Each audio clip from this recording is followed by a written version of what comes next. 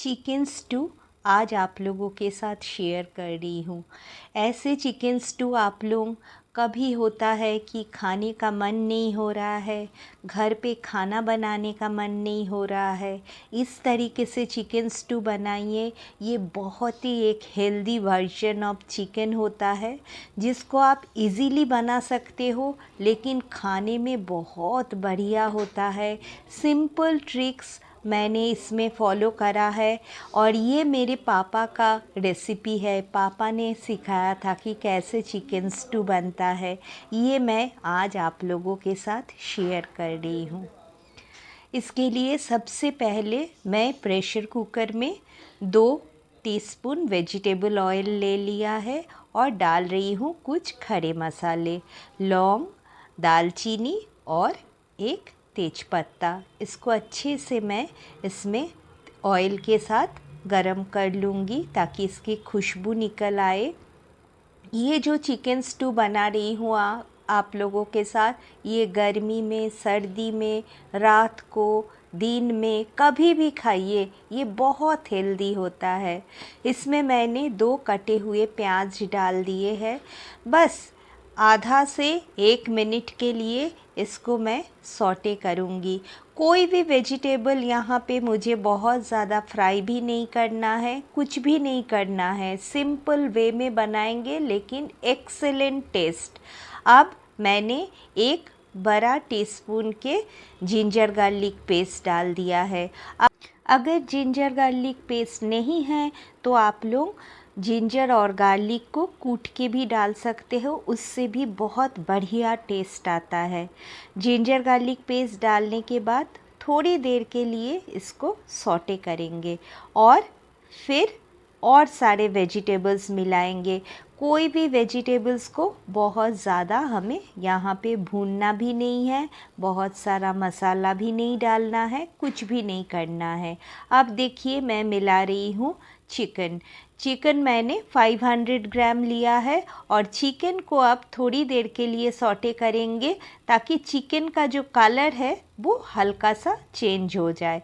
मैं सारे मेरे इंग्रेडिएंट्स लिस्ट डिस्क्रिप्शन में दे दूंगी, आप लोग वहाँ से देख लीजिएगा। और अगर आप लोगों को मेरा ये रेसिपी अच्छा लगे तो मेरे चैनल को ज़रूर शेयर, सब्सक्राइब, लाइक करें, कमेंट करके बताएं आप लोगों को कैसा लगा और आप लोग मेरे से क्या देखना चाहते हो, ये ज़रूर बताएं।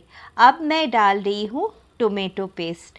मैं टोमेटोज़ को पहले मिक्सी में पीस लिया था और उसके मैंने वो सारे सीड्स अलग कर दिए थे।